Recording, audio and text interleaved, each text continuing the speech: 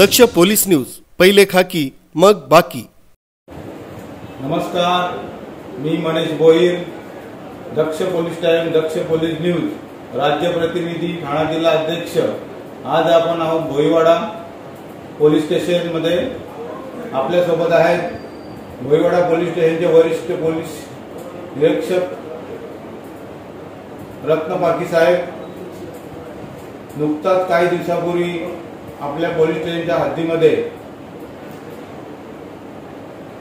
एका माणसाने आपल्या पत्नीची निर्घृण हत्या करून त्या हत्येसंदर्भात अचूक तपास करून रत्न पाटील साहेबांनी त्यांना न्याय मिळवून दिलेला आहे। त्या संदर्भात आपण बोलत आहोत। साहेब, काय सांगाल या केस संदर्भात? दिनांक 30 ऑगस्ट 2025 रोजी 11:30 वाजता पोलीस स्टेशनला हजर असताना PSI रवींद्र पाटील यांना माहिती मिळाली की एका 25 ते 30 वर्ष वयाच्या महिलेचे कामवारी नदी दर्गा झोपडपट्टी साईडला एक मुंडी वाहून आलेली आहे। सदरचा गुन्हा हा अतिशय गंभीर स्वरूपाचा असल्याने आम्ही तात्काळ पोलीस पथकासह त्या ठिकाणी पोहोचलो। त्या ठिकाणी एका 25 वर्ष वयाच्या महिलेचं मुंडकं बिडून आलं। तात्काळ वरिष्ठांना माहिती दिली।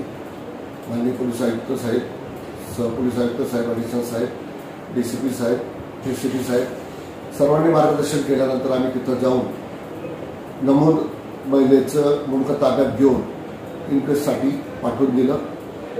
सदर तपास चालू असताना त्या महिलेचं नाव वगैरे माहीत नव्हतं, परंतु नंतर आम्हाला माहिती मिळाली की ती एक परवीन उर्फ मुस्कान मोहम्मद तहा इम्तियाज अहमद अन्सारी ही महिला 2 दिवसापासून बेपत्ता आहे। त्यावरून आम्ही तात्काळ सूत्र फिरवले आणि तिची ओळख पटल्याने लागलेच भोईवाडा पोलीस स्टेशन येथे भादवी कलम, भारतीय न्यायदंड संहिता कलम 103(1) प्रमाणे गुन्हा रजिस्टर क्रमांक 599/2025 प्रमाणे गुन्हा नोंद केला। गुन्ह्याच्या तपासात मयत महिला तिच्या पतीवरच आमचा संशय बळावल्याने आणि नातेवाईकांनी संशय व्यक्त केल्याने त्याला ताब्यात घेतलं। विश्वासात घेतलं असता त्याने कबुली दिली की त्याने त्याच्या मुलाला त्याची पत्नी मारहाण करत होती, त्याच्या चारित्र्यावर संशय घेत होती वगैरे कारणं सांगितल्यानंतर आमची खात्री झाली। त्याला रितसर अटक केले। 10 दिवस त्याला पोलीस कस्टडी मिळाली।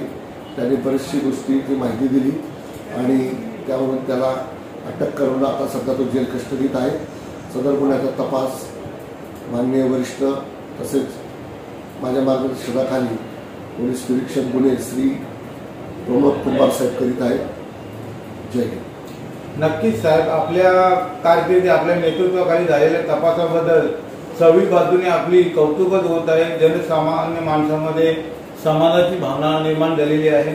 साहेब, या केसच्या माध्यमातून आपण इथल्या आपल्या भोईवाडा पोलीस स्टेशनच्या हद्दीतील नागरिकांना व इतर सर्व भिवंडी नागरिकांना आपण काय आवाहन कराल? एकच सांगणं आहे की असं कुठं काही छोट्या मोठ्या गोष्टीवरून भांडणं झाले पोलिसांना कळवा की जेणेकरून एवढा मोठा गुन्हा घडणार नाही। छोट्या मोठ्या गोष्टीची जर पोलिसांनी दखल घेतली, त्या कुटुंबियांना समजून सांगितलं तर यापुढे असे मोठे गंभीर गुन्हे घडणार नाही। त्यामुळे पोलीस स्टेशनला किंवा आम्हाला वैयक्तिक येऊन जर तक्रार केली तर तक्रारीची दखल घेता येईल, एवढंच मला त्या निमित्ताने सांगणं आहे। नक्की साहेब, धन्यवाद। हे होते भोईवाडा पोलीस स्टेशनचे दबंग वरिष्ठ पोलीस साहेब। धन्यवाद।